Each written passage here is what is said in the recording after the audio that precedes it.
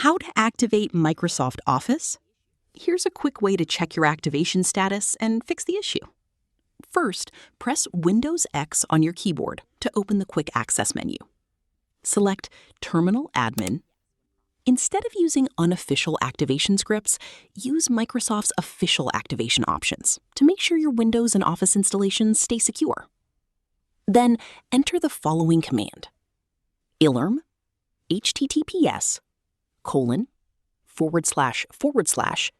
get.activated.win/in/a/n/c/h.